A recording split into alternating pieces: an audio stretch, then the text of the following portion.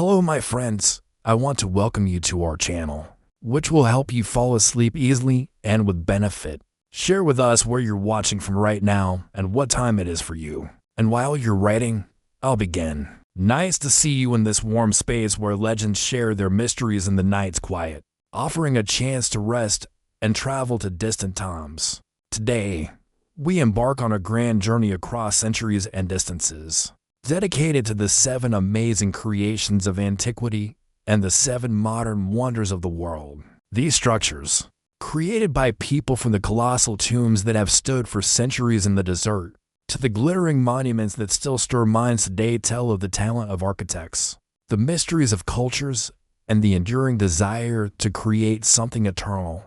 This narrative is designed for 2 hours of unhurried telling so you can settle in comfortably. Close your eyes and let the words lead you into slumber, while ruins and vaults, park ensembles, and statues arise in your imagination. We will examine each wonder in detail, from its origin and creation through legends and fictions, to its impact on our art and the latest scientific data. Imagine warm desert air caresses your skin, and the rustle of leaves in the fairy tale garden soothes like a lullaby. Make yourself comfortable, dim the lights, and let's begin this fascinating journey through the marvels of the world.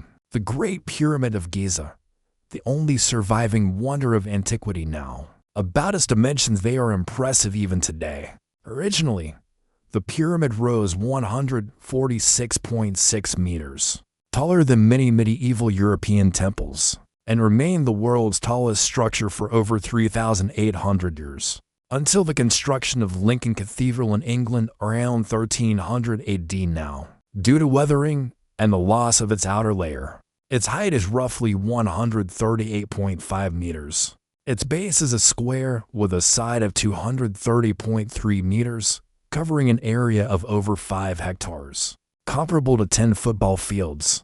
Its total volume is about 0.6 million cubic meters, and its mass is approximately 6 million tons. It is built from roughly 0.3 million stone blocks, each averaging 0.5 tons, though some granite blocks in the pharaoh's burial chamber weigh up to 80 tons. If you dismantled the pyramid and lined up the blocks, they would stretch 2/3 of the length of the Earth's equator, about 25,000 kilometers.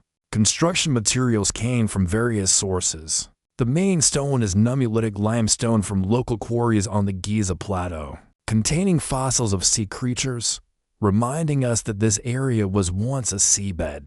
For the outer casing, they use white limestone from Tora, on the opposite bank of the Nile, polished to a shine, so the pyramid glittered in the sun like a huge crystal, visible for many kilometers.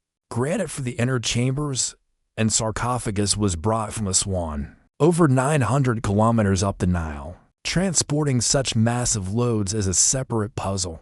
They were likely floated on barges during the Nile floods and then dragged on wooden sledges, using water to reduce friction on the sand.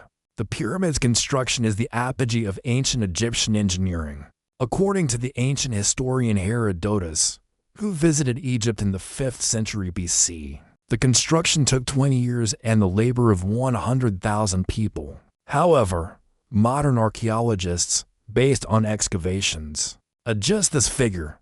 There were about 20,000 permanent workers, with up to 40,000 during peak periods. They were not slaves, as previously thought, but skilled craftsmen and farmers who worked during the Nile floods, when their fields were submerged. This is evidenced by finds in the workers' village near Giza.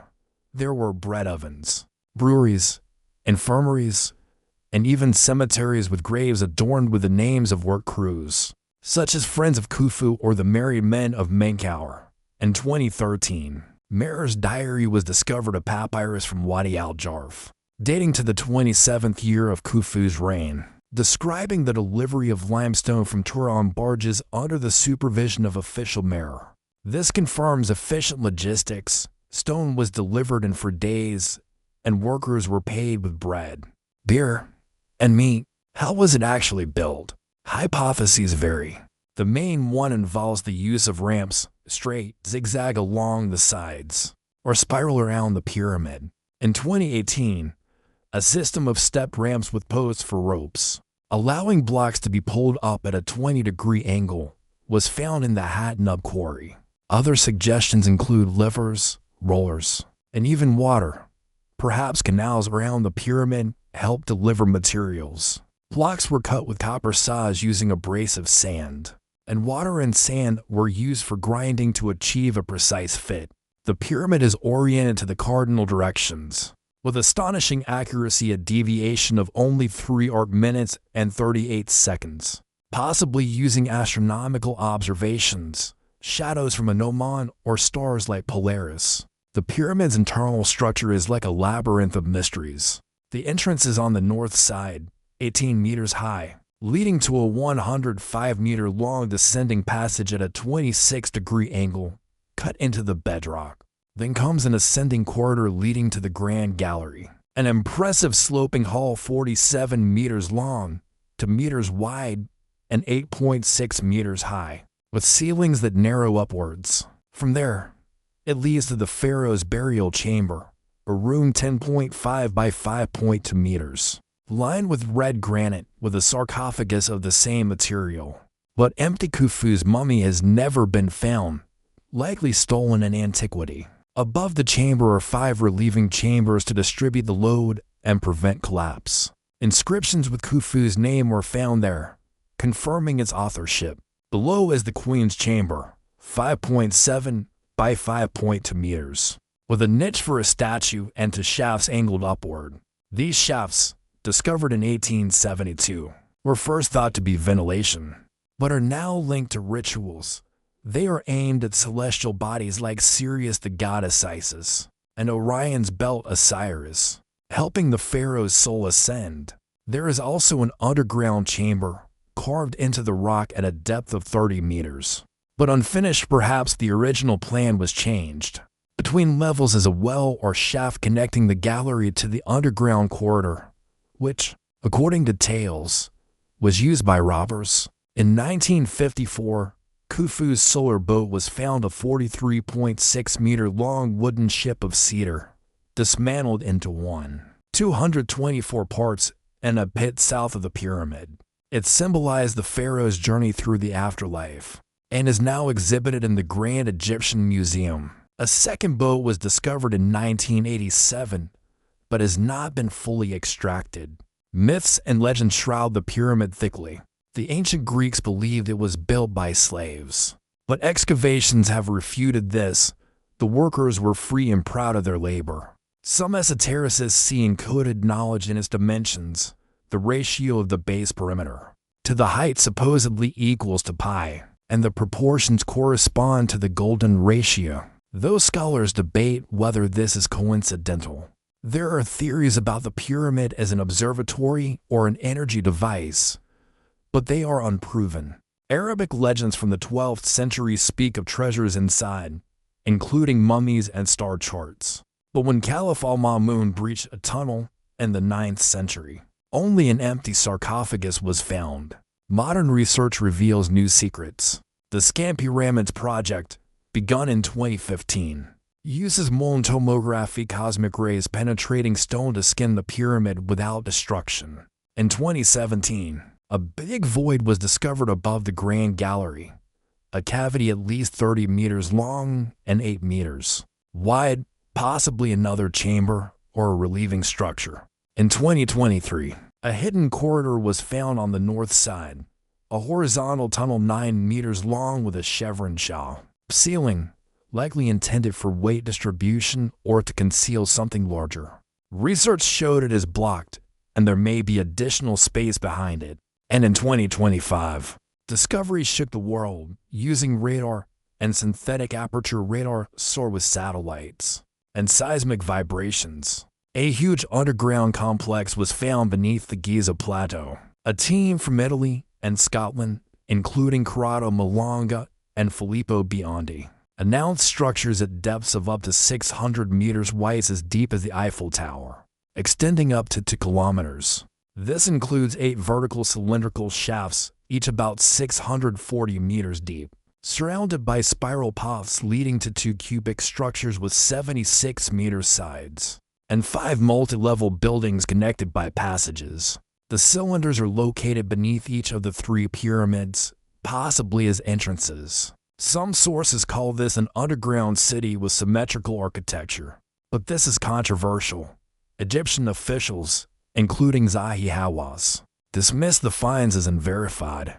The pyramid's cultural influence is immense. It inspired Napoleon in 1798. Soldiers, 40 centuries look down upon you. It has appeared in films and literature from Indiana Jones to conspiracy theories. Today, it is Egypt's main tourist attraction, visited by millions, but suffering from weathering and pollution.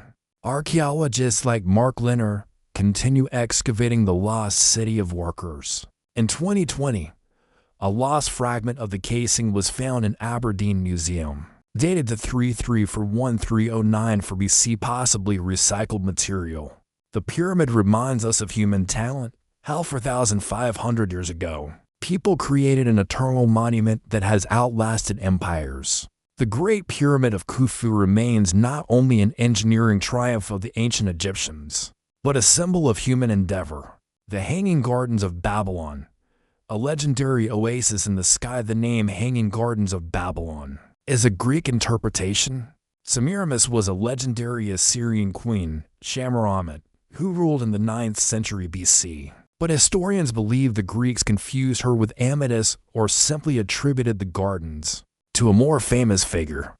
Descriptions of the gardens come mainly from Greek and Roman authors, as Babylonian sources are silent about this wonder, a mystery in itself. They are first mentioned by Antipater of Sidon in the 2nd century BC, but detailed accounts come from Berossus, a Babylonian priest of the 3rd century BC, quoted by Josephus. Strabo 1st century BC, Diodorus Siculus 1st century BC, and Quintus Curtius Rufus 1st century AD.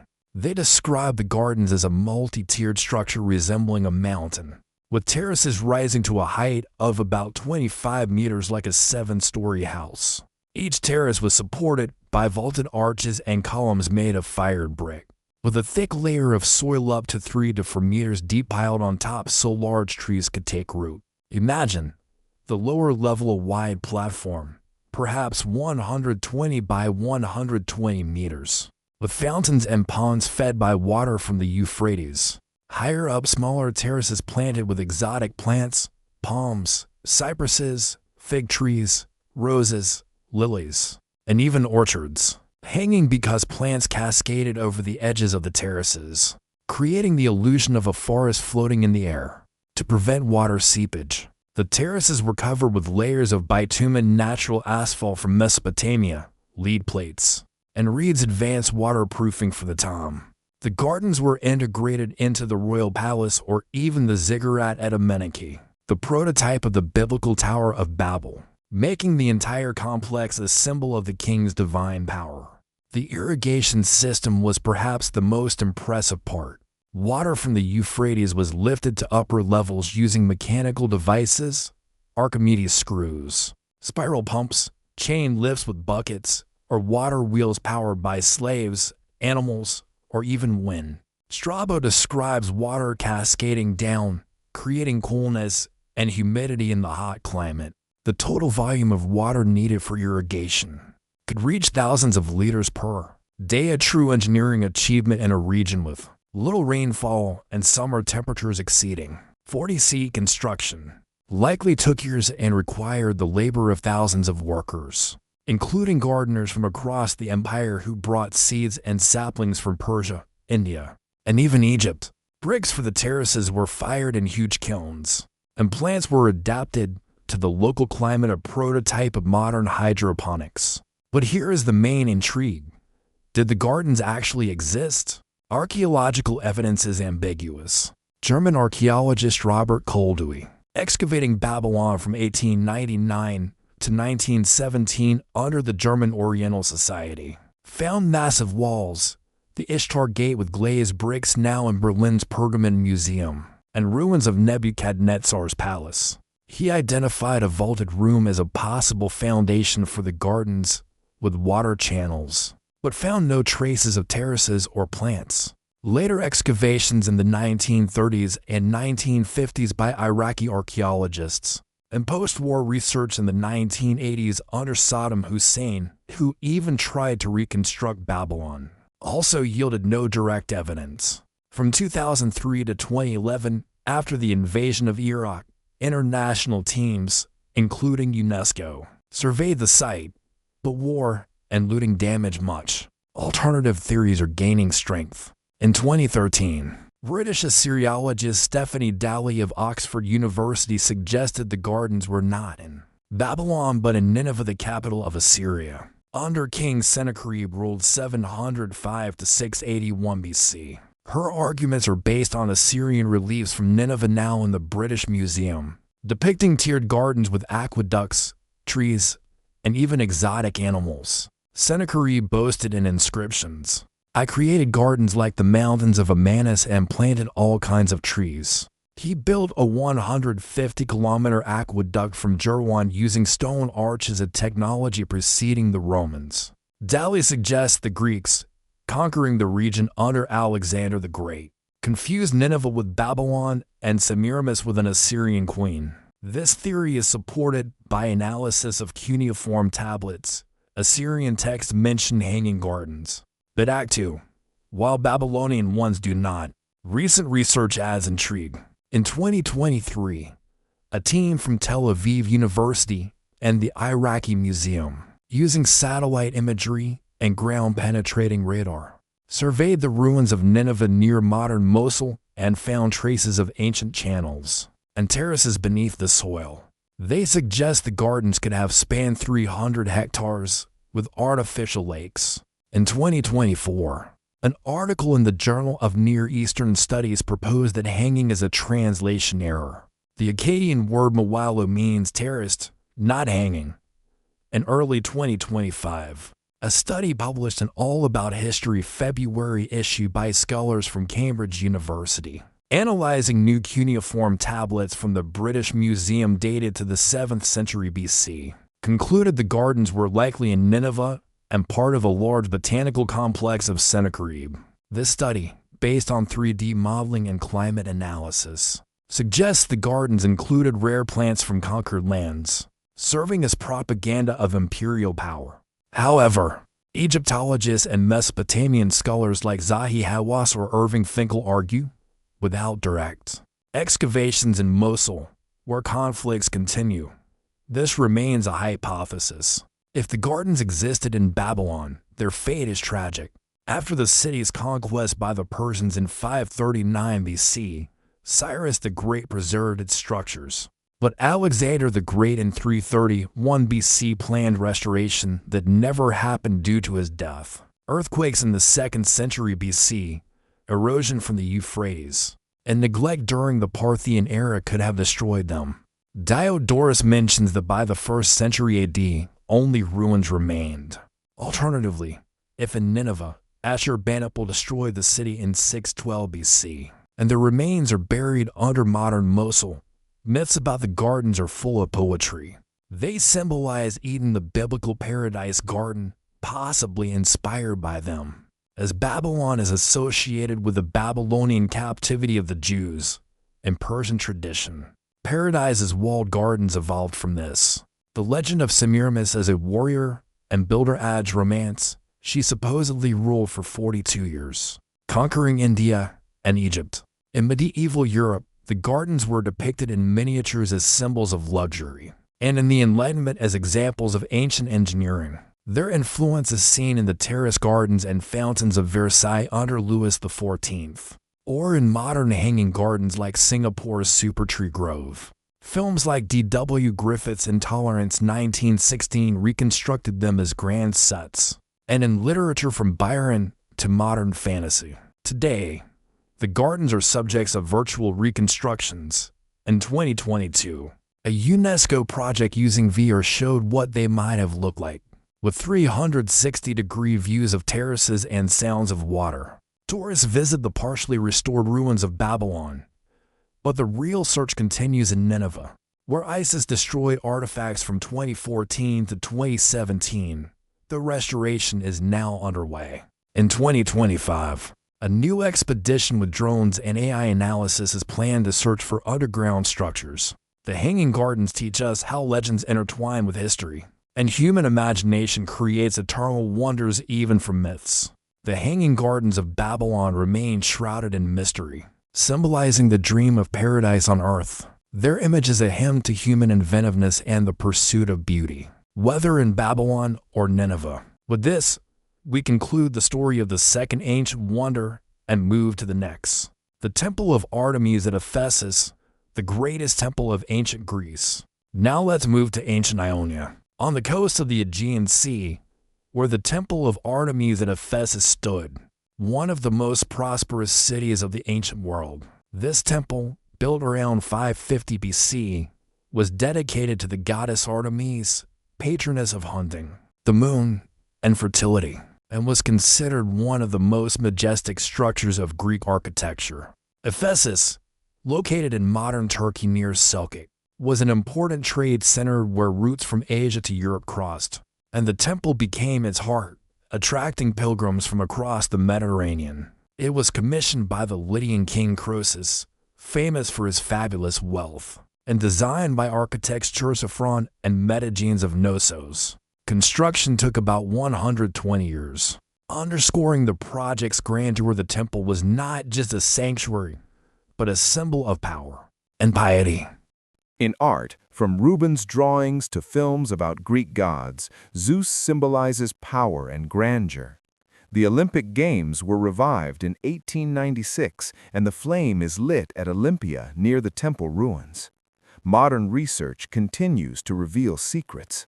Olympia is a UNESCO site since 1989, and Greek archaeologists conduct excavations. In 2023, new bronze figurines of athletes were found in the sanctuary. In 2025, sources report an expedition at Olympia discovered fragments of marble reliefs from the Temple of Zeus, possibly parts of a pediment with the myth of Pelops. These finds, dated July 2025, help better understand the temple's decor and Phidias's technique.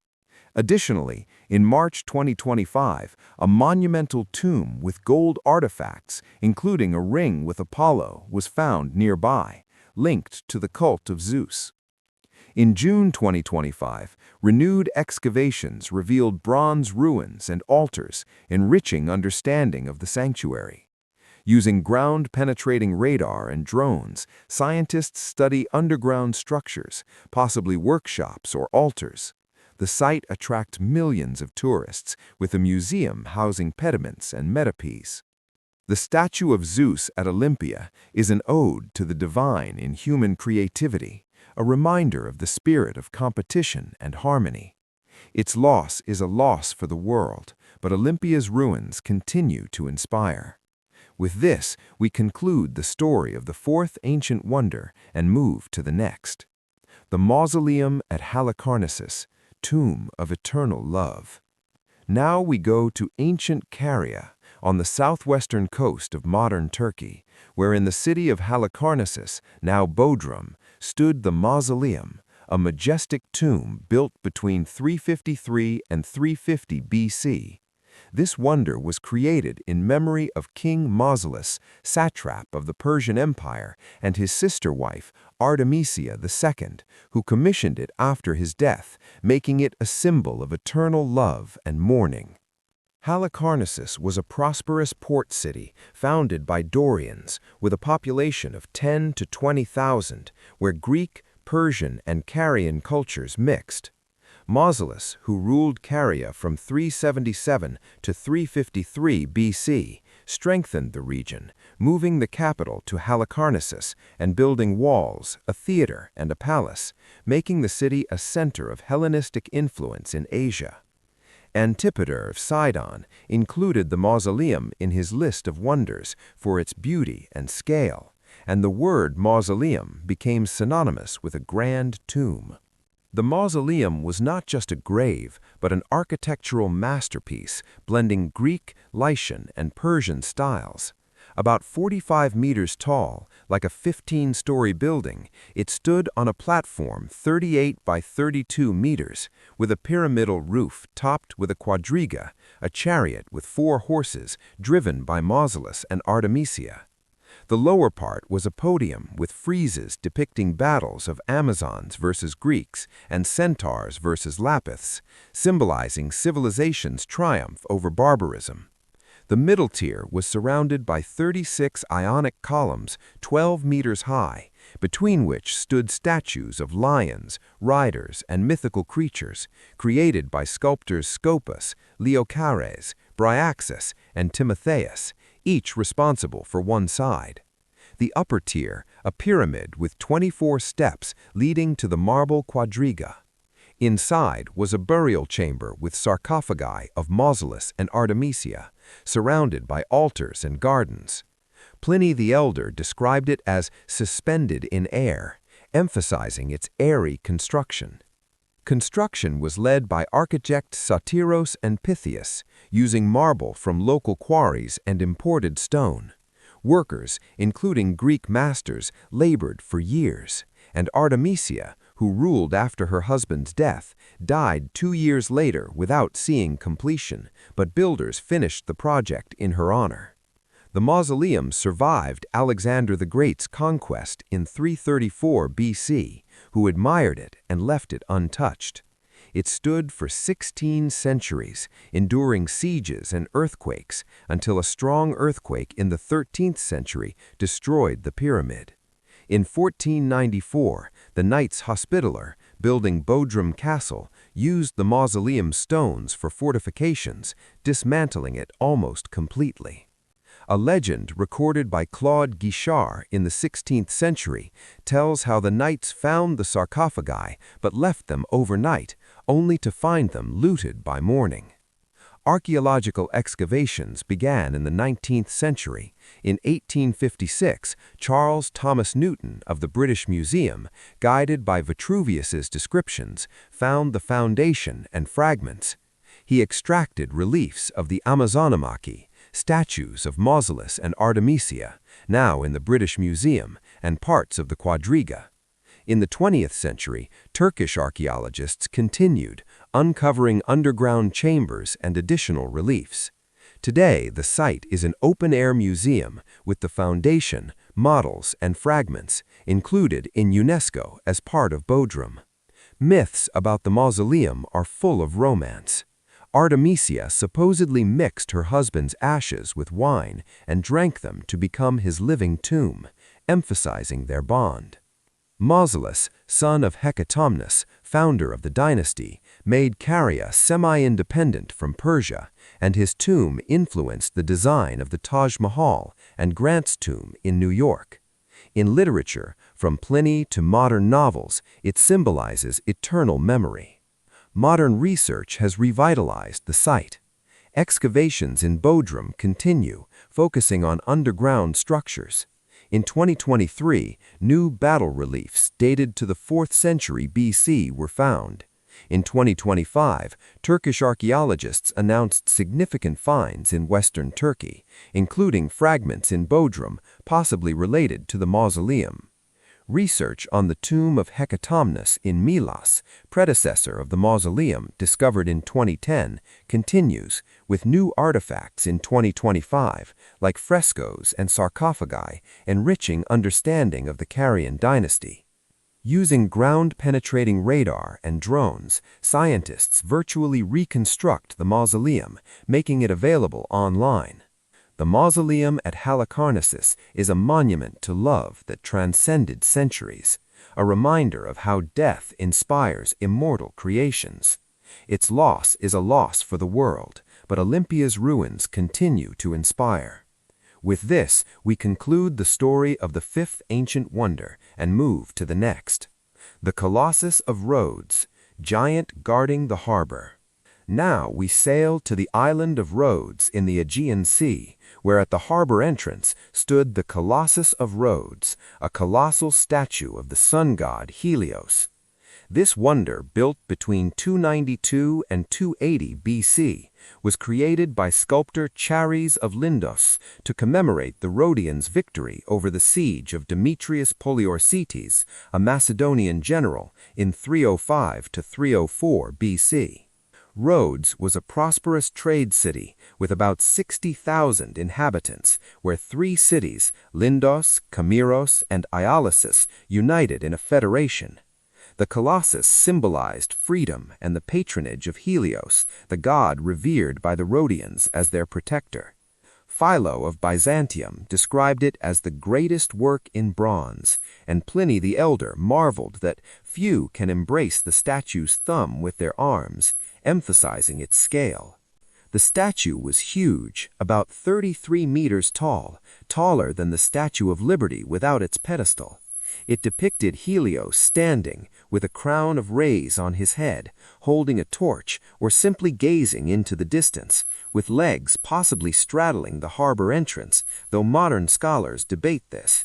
Its frame was iron, filled with stones for stability, and the surface was covered with bronze plates the thickness of a coin. Construction took 12 years and cost 300 talents of silver, a huge sum raised from selling Demetrius's siege engines. Chares used a technique similar to bell casting. Bronze was melted in furnaces, and plates were attached to the frame with copper nails. To raise parts, an earthen ramp was built around the statue and later removed. Legend says the statue stood with legs apart, letting ships pass beneath, but archaeologists consider this a myth. It likely stood on a pedestal on a cape or hill by the harbor. The Colossus stood for only 56 years, destroyed by an earthquake in 226 BC. It broke at the knees, and the fragments lay on the ground, amazing travelers. Strabo wrote that the statue's hand was larger than many entire statues, emphasizing its scale. The Rhodians did not rebuild it, following an oracle's warning that it would bring misfortune. The fragments lay for 1,600 years, until 653 AD, when Arabs conquering the island sold them to a Syrian merchant for 900 camel loads of bronze. Since then, no trace remains, only legends and images on Rhodian coins of Helios. Archaeological searches for the Colossus began in the 19th century. In 1856, Italian archaeologist Salvatore Bovi found fragments in Rhodes Harbor, but they turned out to be from other statues. In the 20th century, Greek and Italian expeditions excavated the Acropolis of Rhodes, finding the Temple of Helios, but not the Colossus. Underwater excavations in the harbor in the 1990s by the Greek Ministry of Culture found ancient walls and ships, but not the statue. Some scholars, like Raymond Dodds, suggest the Colossus stood not in the harbor, but on Monty Smith Hill, where a pedestal was found. In 2008, there was a proposal to rebuild the Colossus as a tourist attraction, but the project was frozen due to economic crisis. Myths about the Colossus are full of exaggeration. Greeks saw it as a guardian, like Egyptian colossi of Memnon, and Romans copied it in statues of emperors. The legend of straddled legs appeared in the Middle Ages, inspiring depictions in books like The Romance of Alexander. The Colossus influenced the Statue of Liberty. Both were envisioned by Frenchman Eugène Viollet-le-Duc, grandfather of Liberty's designer. In literature, from Shakespeare's Julius Caesar to films like Jason and the Argonauts, it symbolizes the fragility of greatness. Modern research focuses on location and reconstruction. In 2023, Greek archaeologists used ground-penetrating radar in Rhodes Harbor, finding possible statue foundations. In 2025, new discoveries revived interest. In July 2025, Bettany Hughes, in the BBC documentary 7 Wonders of the World, explored possible statue locations with local experts and surveys, suggesting the Colossus stood on a hill, not in the harbor, based on new topographic data. In April 2025, an updated Rhodes guide mentioned recent finds at the Lindos Acropolis, including bronze fragments, possibly linked to Chair's workshops. Though in July 2025 it was confirmed no verified remains have been found, underwater research in the harbor with drones revealed ancient port structures, possibly the Colossus's pedestal. These discoveries, using AI for image analysis, help virtually reconstruct the statue. Today, Rhodes is a tourist paradise with an archaeology museum displaying models of the Colossus. The harbor and Acropolis ruins remind of past grandeur, and reconstruction plans are discussed. The Colossus teaches about triumph and fall, a giant felled by nature. The Colossus of Rhodes remains a symbol of resilience and beauty, a guardian whose silhouette still looms in the imagination. Its story reminds us how time erases even giants. With this, we conclude the story of the sixth ancient wonder and move to the last. The Lighthouse of Alexandria, light in the darkness of the ancient world. Now our journey brings us to legendary Alexandria on Egypt's northern coast, where on the island of Pharos stood the Lighthouse of Alexandria, the last of the 7 ancient wonders of the ancient world. This lighthouse, built between 285 and 247 BC by order of Ptolemy I Soter and his son Ptolemy II Philadelphus, was not just a guide for ships, but a symbol of Hellenistic genius and the power of the Ptolemaic dynasty ruling Egypt after Alexander the Great's death. Alexandria, founded in 331 BC, was a cosmopolitan center with up to 500,000 inhabitants, home to the famous library and museum, attracting scholars worldwide. The lighthouse, designed by architect Sostratus of Cnidus, aided navigation in the dangerous Nile harbor, where reefs and shallows threatened ships carrying grain, papyrus, and spices, making it vital for Mediterranean trade. Philo of Byzantium described it as a tower visible from a day's journey away, and Arabic authors like al-Masudi in the 10th century praised it as a wonder among wonders. The lighthouse was a grand structure, 120 to 140 meters tall, taller than many modern skyscrapers of its time, and consisted of 3 tiers. The lower tier was square, about 60 meters high, with rooms for guards and mechanisms for lifting fuel, built of white stone with granite corners for strength. The middle tier was octagonal, about 30 meters, with balconies and statues of Tritons. The upper tier was cylindrical, crowned with a dome with a bronze statue, possibly of Zeus or Poseidon, though some sources say Helios or Ptolemy. The fire at the top burned day and night, fueled by oil or wood, and was reflected by polished bronze mirrors, visible up to 50 kilometers away. Legend says the mirrors could focus light to set enemy ships ablaze, but this is likely a myth.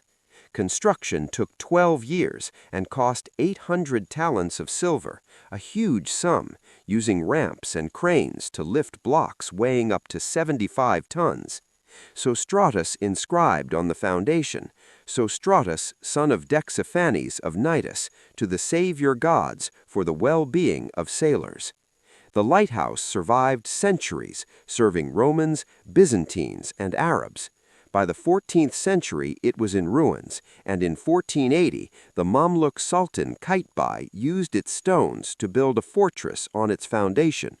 Underwater debris was found in the 1960s by French divers led by Jacques-Yves Cousteau, uncovering columns, statues, and blocks in the harbor. In 1994, a team led by Jean-Yves Emperor of CNRS began systematic excavations, finding thousands of artifacts. Myths about the lighthouse are full of secrets. Greeks saw it as a Ptolemaic creation, but Arabs saw it as a magical tower with mirrors, seeing Constantinople. It inspired legends of Pharos as a magical light, guiding souls to the afterlife. The lighthouse influenced all subsequent lighthouses, from Roman ones to modern ones like the Pharos Lighthouse in Virginia. In art, from Pompeii mosaics to films like Cleopatra, it symbolizes enlightenment and navigation. Modern research has revived the ruins.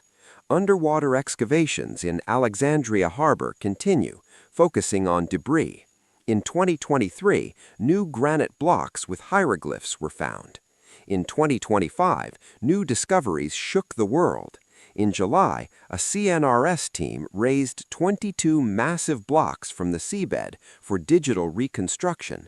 These blocks, weighing up to 80 tons, were extracted to create a digital twin of the lighthouse, showing its original appearance and collapse. This project, led by Isabel Harry, combines archaeology and technology, raising 22 of the 36 previously known stones, plus 100 scanned underwater. This will allow virtual reconstruction, revealing construction details. Using drones and AI, scientists analyze how earthquakes destroyed the tower. Today, the Kite-Bai Fort stands on the lighthouse site with an underwater archaeology museum. Alexandria attracts divers to the ruins, and VR reconstructions allow viewing the wonder. The lighthouse reminds us of the light of knowledge in darkness. The Lighthouse of Alexandria is an eternal symbol of navigation and human perseverance, a light that survived the darkness of centuries. With this, we conclude the 7 ancient wonders and move to the 7 new wonders of modernity. The Great Wall of China, the dragon guarding the empire. The Colosseum impresses with its size, ellipse 188 by 156 meters, height 48 meters like a 15-story building, with 80 entrances for quick evacuation. The arena, 83 by 48 meters, was covered with sand to absorb blood, with underground corridors, the hypogeum, for gladiators, animals, and mechanisms. Elevators for 80 people lifted lions and elephants through trapdoors, creating surprises. Seating was divided by class, the podium for emperor and senators, the mainianum for knights, the top for plebeians and women. An awning, the velarium, made of sails protected from sun, stretched by sailors. Games included vanaciones, animal hunts, naumachia, naval battles with flooded arena. Construction took 10 years with 100,000 slaves, including Jewish captives, using arches and vaults to distribute the weight of 300,000 tons. The Colosseum was used for 400 years until the 6th century, when earthquakes and empire's decline ended games. In the Middle Ages, it became a quarry. Stones went to cathedrals and palaces. In the 18th century, Benedict XIV consecrated it as a site of Christian martyrdom. Restorations began in the 19th century, removing plants from cracks. UNESCO listed it in 1980. Today, an open-air museum with underground tours. Myths about the Colosseum are full of drama. Gladiators, those who fight with swords, were slaves, criminals, or volunteers, with the motto Ave Caesar, morituri te salutant. Hail Caesar, those who are about to die salute you, though this may be exaggeration. Legends of Christian martyrs, though many executions were in other amphitheaters. The Colosseum inspired films like Gladiator, books on Rome, and modern stadiums. Influence is seen in architecture, from the Los Angeles Coliseum to fighting arenas. Modern research reveals new secrets. The Colosseum is a UNESCO site, with a €25 million restoration of the arena in 2023. In 2025, discoveries shook the world. In January, a rare piece of Egyptian blue pigment was found near the Colosseum, dating to about 2,000 years ago in the Domus Aurea, revealing emperors' lavish decor. This pigment, used for frescoes, shows trade links with Egypt. In August, during metro excavations at Piazza Venezia near the Colosseum, houses of working-class Romans were found, a multi-story complex with homes and shops dating to the Republican era. These finds, announced August 5th, revealed daily Roman life with mosaics and frescoes. In April, a gladiator skeleton with lion bites was found in England, but related research in Rome analyzes similar artifacts from the Colosseum. Using 3D scanning and AI, scientists reconstruct the hypogeum, revealing mechanisms. Today, the Colosseum is a tourist magnet with 7 million visitors with night tours. 2025 restorations focus on climate resilience.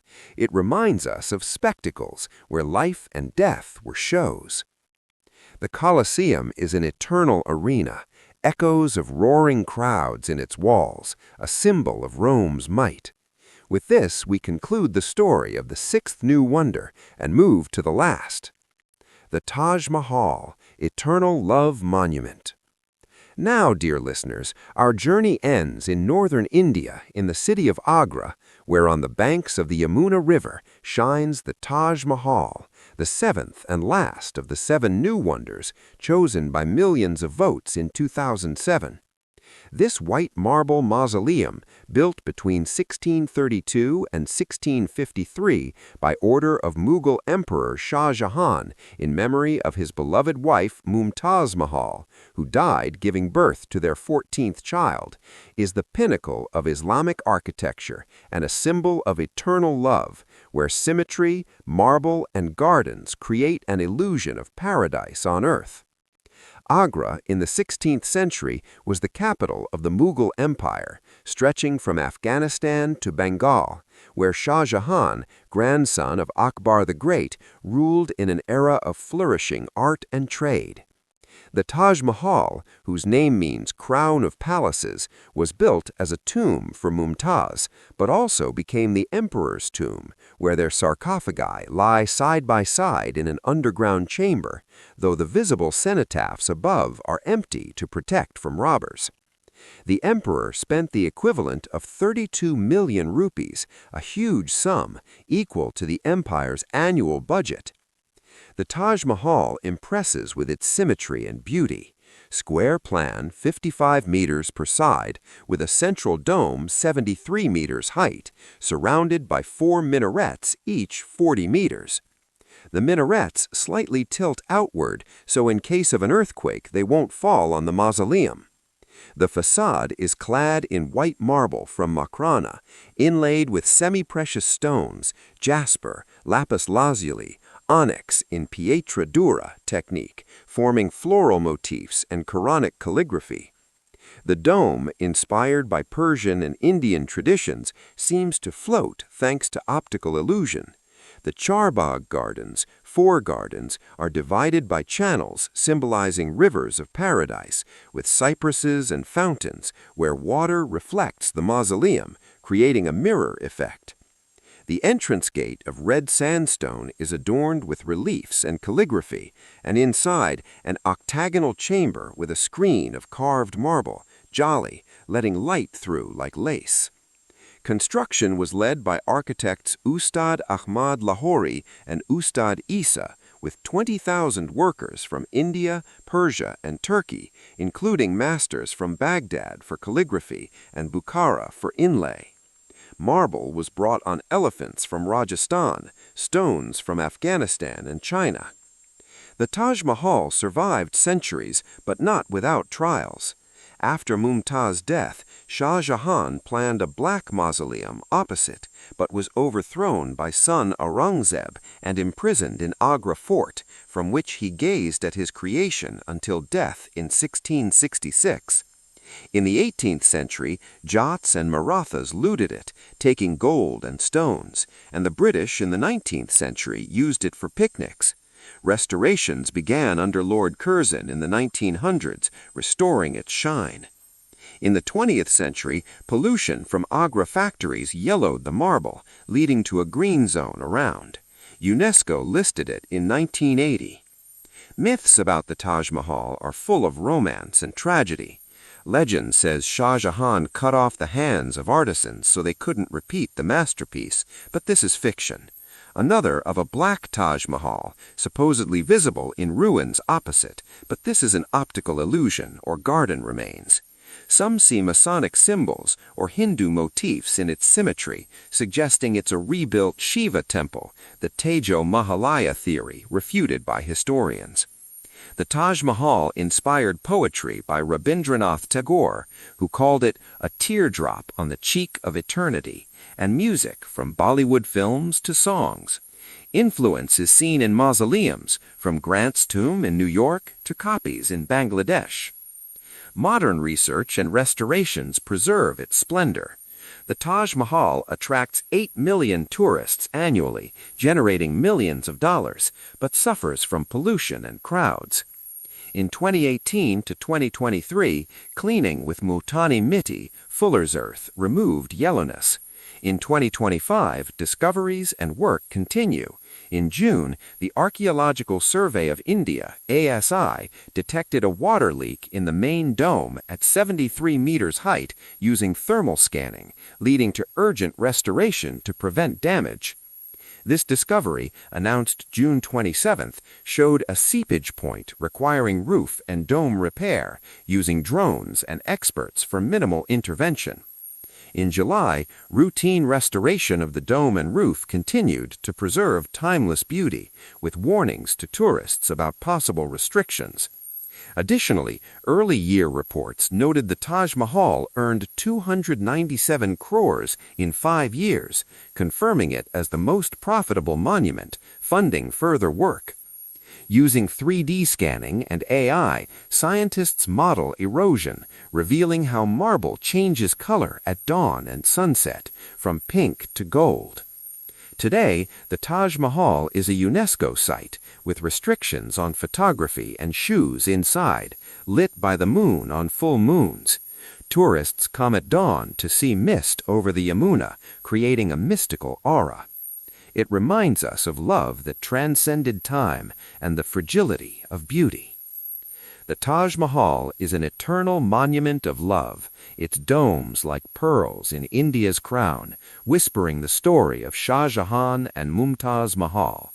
With this, we conclude the story of the seventh new wonder. And so, dear listeners, our journey through the 7 wonders of the ancient world and the 7 new wonders of modernity comes to an end. We have traveled through millennia, from the sands of Giza, where the Great Pyramid of Khufu stands as an eternal guardian of time, through the legendary Hanging Gardens of Babylon, whose terraces